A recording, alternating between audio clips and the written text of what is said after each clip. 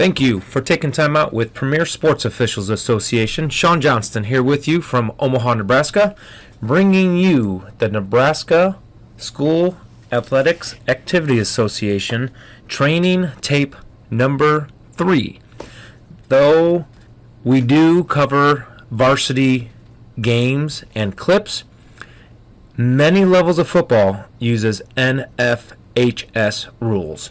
So when we make these training tapes, yes, it does go out to all registered football officials in the state of Nebraska, but all youth officials, all sub-varsity officials, this is great information for you when it comes to understanding the NFHS rule set, mechanics, signals, and today we're going to focus on every clip, the complete penalty enforcement. So this is the topic today, NFHS fouls. As we go through, the green are rule differences than what we'll see on TV on Saturdays and Sundays. And then the bolded are key words, or the awesome word I like to use, terminology that we should use with coaches when explaining our judgment. So the first rule we're going to take a look at, roughing the kicker.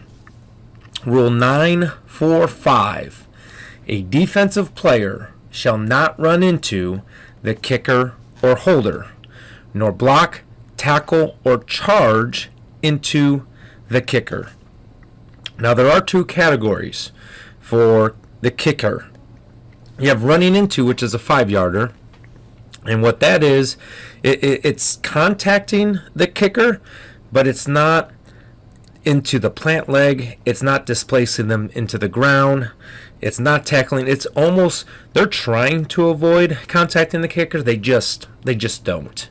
All right, we are going to focus on the 15-yard penalty, roughing, the automatic first down, roughing.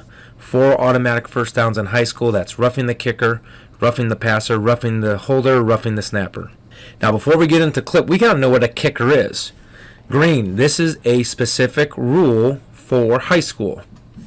A player becomes a kicker when their knee, lower leg, or foot makes contact with the ball. What is important to understand here, if that player with the ball is running around, whether rugby style punt, are they going to fake it or are they going to kick it late? Or is it a bad snap? They have to run, pick up the ball. The defender is thinking that is a ball carrier. They are trying to tackle a ball carrier. Now, the kicker gets protection when the ball contacts the foot. So there are going to be plays and times where as an official we have to judge. Did the defender start to initiate the contact in a tackling motion, as in they thought in their mind that's a ball carrier, then the ball is kicked and then tackle? That is legal. But if they show us the motion of a blocking of a kick, that's telling us the defender is thinking that is a kicker. Which now, even though they initiated the action of blocking the kick prior to that kicker becoming a kick, the defender is telling me kicker. So let's take a look at the clip. So we have 4th and 11 at the A49. Ball is at position number 1, hash mark closest to the press box. As we play this clip, we're going to be looking at, is this roughing the kicker? Scrimmage kick, punt mechanic reminders. Umpires, you're going to start 10 to 8 yards back and move forward at the snap. Line judges, at the snap, you are taking off downfield with your eyes over your inside shoulder, watching blockers, watching the gunners, and making sure if it's a fake, you now get ready and set in position to rule on catch, no catch, and forward progress of the ball. Head linesman, you are staying at the line of scrimmage until that kick crosses the line of scrimmage. And back judges, you're on the chained side of the receiver behind the receiver. As the snap goes, it is a errant snap, and the player had to run and go pick up the bat snap, and he momentarily ran to be a ball carrier. But now the player in question is going to be the defender to the kicker's left. All right. He is not in the action of tackling a ball carrier. So in his mind, this is a kicker. And at this point, when that ball contacts the offensive player's lower leg or foot, he is now a kicker and is awarded protection until he has enough time to regain balance or go down 5 yards and participate in the play. As we play it, he charges into the kicker, displaces the kicker, and this is forcible contact against the kicker. So correctly ruled, roughing the kicker. We need to continue officiating. Once that play is over, all right, referees, you're going to give that funny whistle, tweet, tweet, tweet, tweet. You are getting your crew officials attention. You're getting coaches' attention. You're getting game clock operators' attention. And many announcers are now watching us because they're going to try to say what we are signaling. All right, so the referee is going to come out and say, personal foul, roughing the kicker, defense. And it's important to give the personal foul signal because that is indicating 15-yard penalty, which makes a huge difference in this foul enforcement. All right, if it's a 5-yarder, we would go 5 yards, previous spot remains fourth down. This is roughing. So 15 yards from the previous spot, automatic first down. All right, so 1st and 10, B36, position number 1. Play clock will be set to 25 seconds. It's after a legal kick play and after a foul. And the game clock is going to start on the snap because it's after a legal kick play. So take a look at it one more time. The action. Kicker, attempt to block, charges into the kicker after the ball contacts the foot, displacing, and it's forcible. All right, so displacing and forcible is going to be the terminology you want to give to the coach of why it's a 15-yarder and not a 5-yarder. Displacing, forcibly charging into. Next rule we're going to take a look at is illegal personal contact. Rule 943B specifically, charging into an opponent to the ground after he is obviously out of the play. So what is out of the play? All right, so coaches, this is what we need to instruct our players. If their opponent is nowhere near the ball, not going towards the ball, not continuing to block, not looking to block your team, they're out of the play. They're done. They've given up. All right, and what you really want to stress to your players to avoid the judgment of a personal foul, illegal personal contact, because when in doubt, we're going to protect players. So when in doubt, they're out of the play. They gave up on the play. All right, so we don't need unnecessary hits on an opponent that can lead to injury. Let's take a look at the clip. So we have a free kick here, and it's player number 14. Notice on what side of the field he's on. This is very important just to understand of how we have to have eye discipline as the play goes. With 5-person mechanics, we're not going to have this official only looking at these 3 players. We're not going to go 1, 2, 3, 4. All right, we don't have that in 5-person mechanics. We have zones, areas of responsibilities, and finding the bricks in the hand. So we're going to have the kickoff here. All right, some free kick mechanic reminders.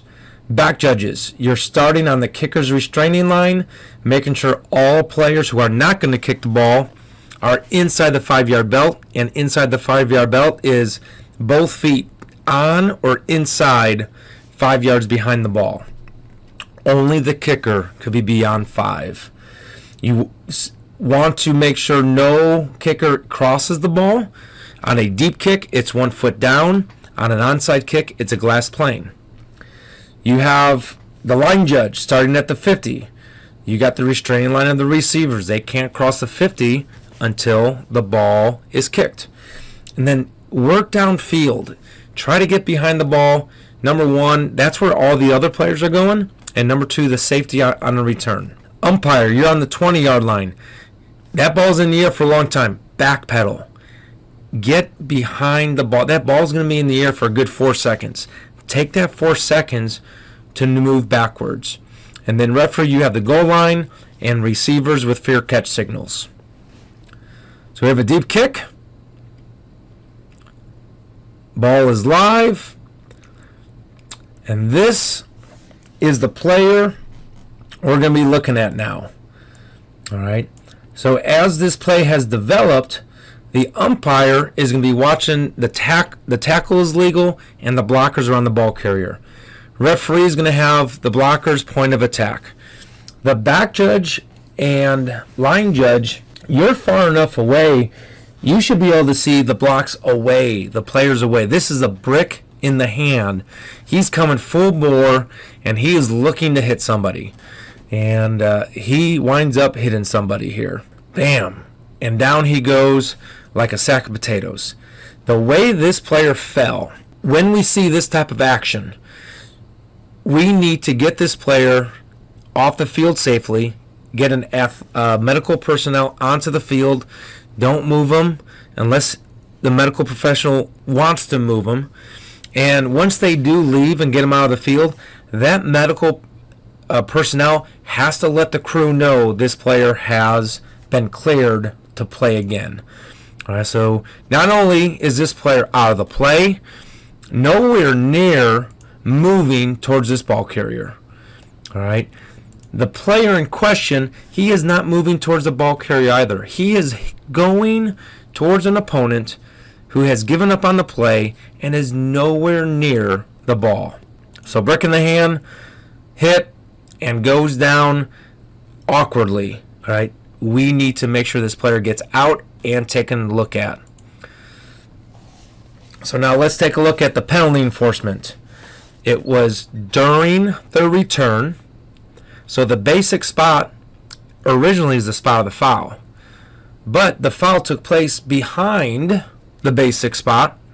All right, so now we're going to tack it on to the end of the run. All right, so the end of the run is going to be at the 24-yard line. So it's going to be 1st and 10 at the 8:39, position number 5. Play clock set to 25 seconds. Game clock starts on the snap. Every single foul, make sure we are doing the complete foul enforcement. The basic spot, how many yards, position, play clock, and game clock status. We get a lot of questions on what is not a horse collar tackle. We get a lot of grief. Now let's find out the truth. 943K. Grabbing the inside back or side collar or nameplate area, subsequently, immediately, right away, pulling that ball carrier backwards or sidewards to the ground. All right. So I have this picture up here. Where number 22 is, if he would have been pulled sideways or backwards from here, legal. His fingers are on the inside part of this jersey. So it's from the side of the jersey, behind the jersey, to the other side of the jersey, and the nameplate. So in between the shoulder blades. So that's where they cannot grab and then immediately pull backwards or sidewards and take the opponent to the ground.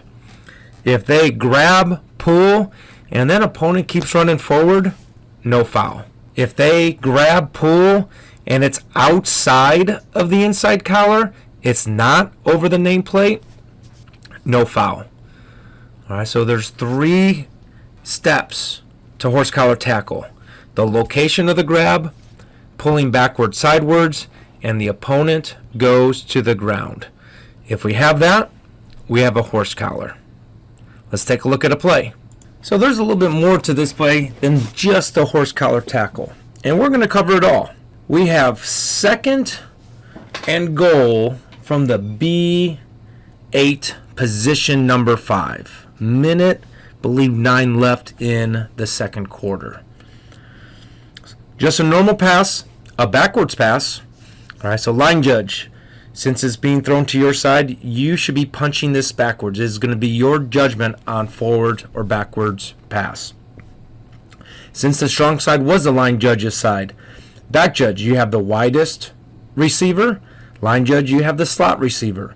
The line judge sees this block from the beginning, middle, and end.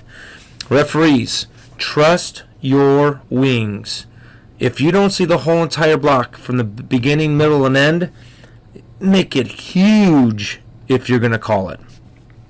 Umpire, you're going to have the backside.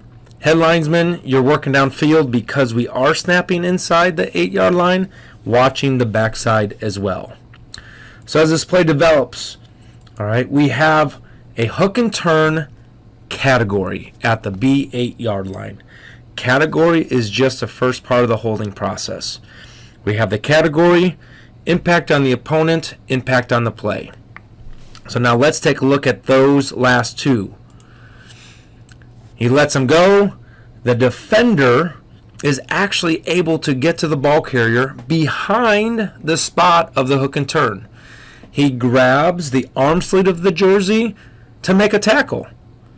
All right, so we don't have a huge impact on the opponent, and we definitely don't have a huge impact on the play. He doesn't gain positive yards. He doesn't score a touchdown. So the official who saw it the whole entire time passed on it. So if you get there late, like, ooh, maybe a hold, do not throw your flag. If you get there late, make it huge. So now we have a tackle. All right. He pulls the jersey, not from the nameplate area, not from the inside back or inside side of the jersey collar, but on the jersey, backwards and to the side, subsequently to the ground. This is legal because all three check boxes were not marked. So it has to be the location of the grasp, it has to be backwards and sidewards pull, and it has to take the ball carrier to the ground. So had this play gone as is, we would have no fouls on the play. And we would have 3rd and goal from the B8, position number 1, hash mark nearest the press box, 40 seconds on the play clock, and we are now 5x5 axiom. We're underneath 5 minutes, clock has to be perfect. 40 seconds minus 1 minute and 1 second, that snap has to be done off legal at 21 seconds. Small item here. Clock operators, after that snap is legally made, reset it to 40 seconds right away. Don't have it continue because it's going to take time for you to go from 11, reset to 40, and then start. And when time is important in situations like this, we need to be spot on. 5 minutes, second half, 5 minutes, fourth quarter, and it's a 2-possession ball game. We cannot give a team 42, 43, 44 seconds in between plays. But we do have 2 fouls on the play. So this crew would have to communicate. We have 2 fouls on the play. 1 by either team. Holding, offense. Personal foul, horse collar tackle, defense. These penalties offset, remain second down. We're going to bring the ball back to B8, position number 5, and we're going to set the play clock to 25 seconds, and we're going to start the game clock on the ready for play. Result of the play was inbounds. There is no offended team when it comes to the clock options. Both teams fouled, so we're going to start the clock on the ready for play unless the team calls a timeout. The next clip we're going to take a look at has to deal with blindside blocks. So Rule 2310, a block against an opponent other than the runner who does not see the blocker approaching. Blindside blocks can be legal in NFHS football. But when we get to 943N, this is when it becomes illegal. Executing a blindside block outside the free blocking zone with forceful contact unless initiated with open hands. So this is what's different in Federation. All right, so blindside blocks in the free blocking zone, legal. You have to initiate the contact with open hands. You can't lead with your shoulder. You can't lead with your helmet. You can't crouch and go forward. You have to have your hands open out in front of you and prevent that person that you are going to block in their blind side either from running through you or from continuing to advance. You could push a little bit. You could shove a little bit, but you can't lower your shoulder and go through that opponent. So let's take a look at a play. We have an illegal blindside block on this play. Here comes the player in question, number 12. Line judge, this is going to be your key. Back judge, your key is free of foul. You could get back to the inside as well.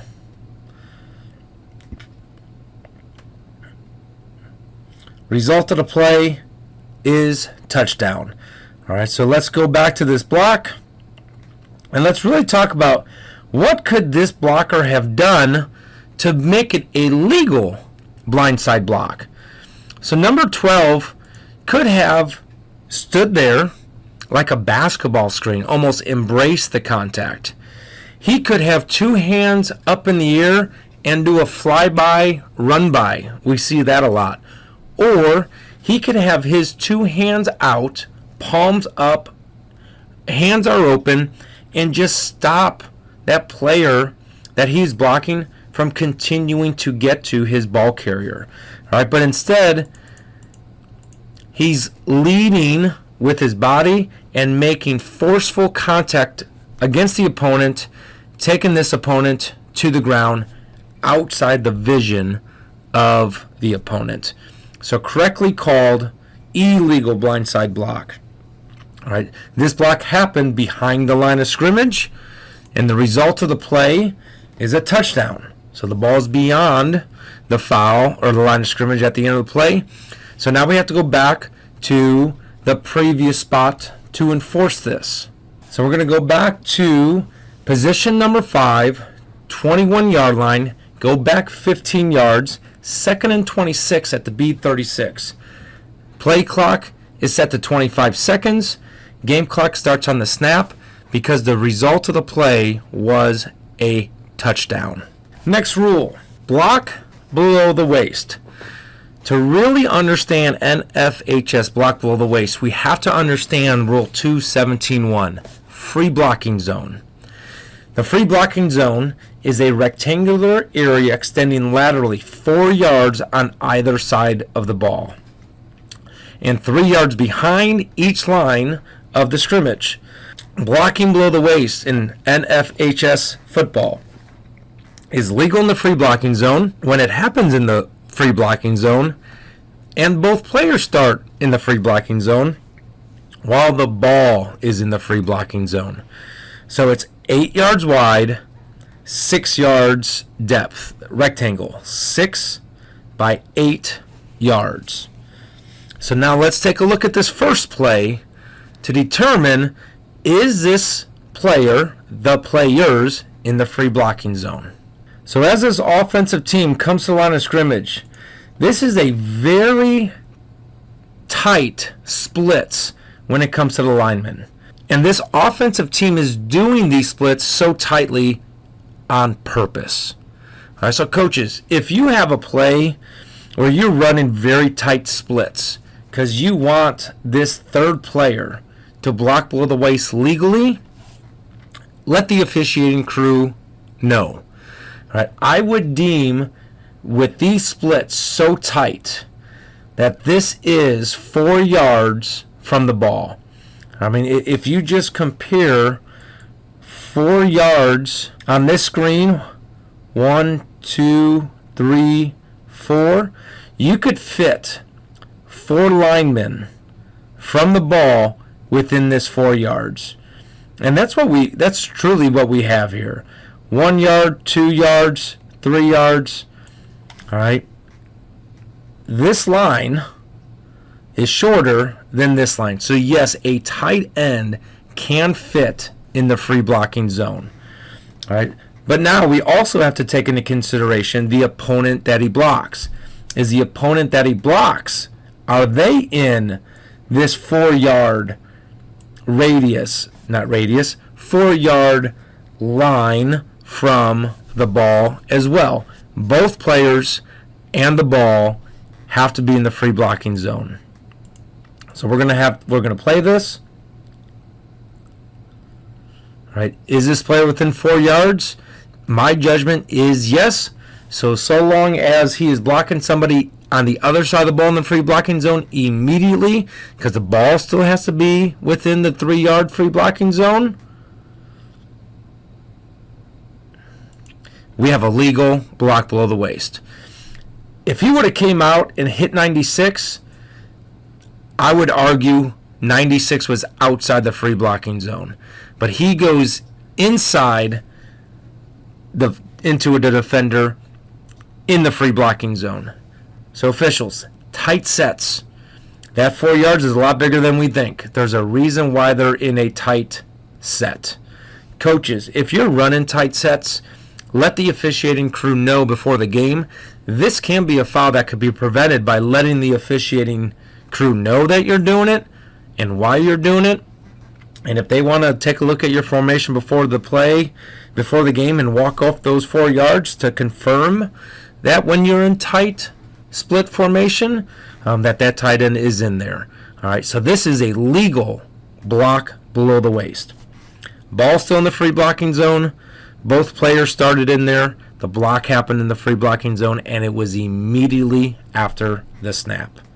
Now we'll actually go to Rule 237, the definition of a block below the waist. So blocking below the waist is initiating contact against an opponent below the waist, from the front or side, against an opponent other than the runner. When this happens, the opponent must have both feet on the ground. So the defender can't jump up as that blocker is going forward and hit him at the thigh and call that block below the waist. So both feet have to be on the ground. So now with that being said, let's take a look at 3 more plays. These will be outside the free blocking zone, and we have to determine, is it below the waist or is it at the waist? All right. And is it against the runner or is it against somebody that's not the runner? So we have 3rd and 10 at the B27. Ball's at position number 3, right in the middle of the field. This is the player, defender, yes. The defense, this is what could surprise a crew sometimes. The defense is going to come up and initiate the block. And it's clearly below the waist on the opponent, number 56. And a lot of times, the defender's doing one of 2 things. They're taking out the lead blocker to get to the ball carrier. They're taking out the lead blocker because they want to get that blocker out of the way for their teammate. Either way, you cannot take out the lead blocker below the waist, even if you're trying to get to the ball carrier.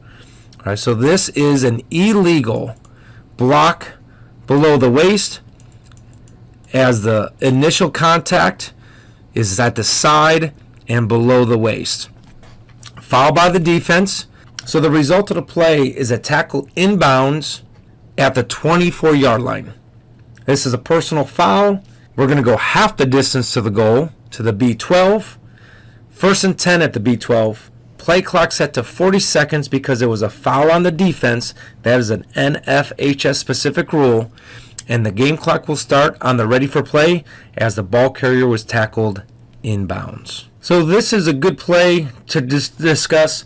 Is this at the waist or is this below the waist? So remember, it's the initial contact. So we're going to play this out.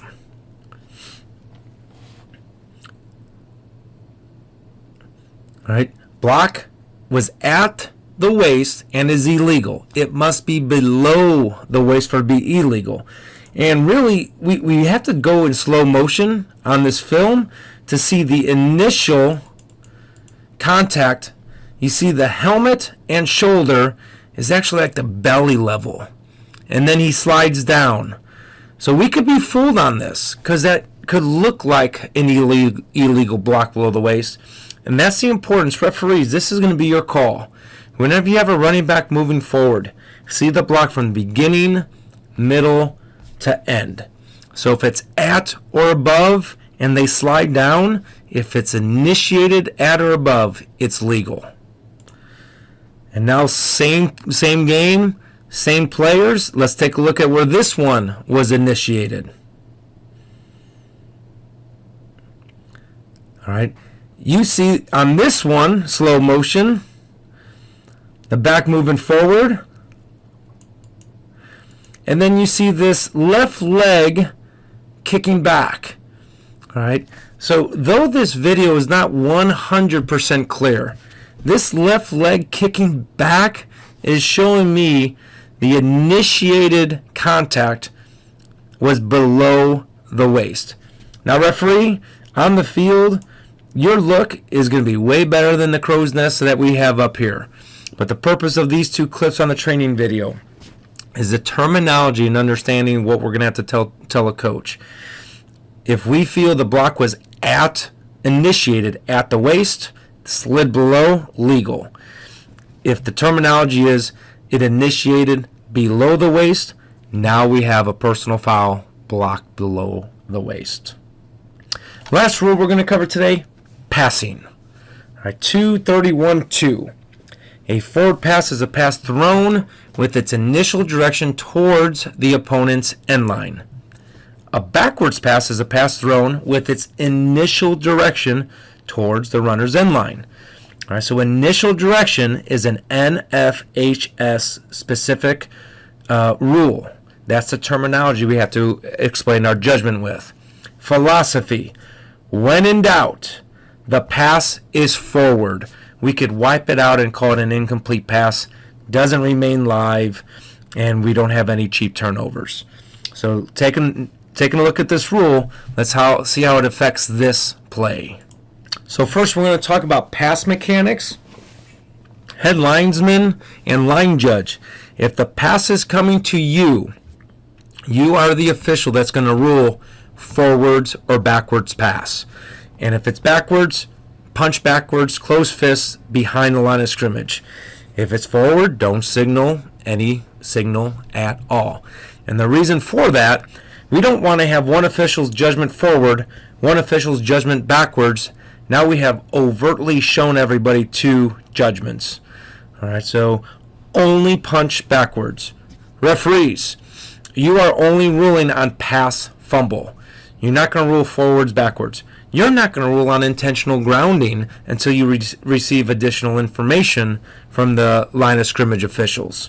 So as this play goes, we have the passer in the grasp of a defender not starting to throw the ball. All right. So any throwing motion now after being in the grasp of the defender, that passer can be at risk for intentional grounding. All right. Now, had the throw process already started, and as they're throwing it, they throw the ball to an area where there's no eligible receiver, we will allow that passer protection from intentional grounding. But not on this play. He's in the grasp, then he starts his motion, all right, and throws it in an area where there's no eligible receiver. But the initial direction of the pass is backwards.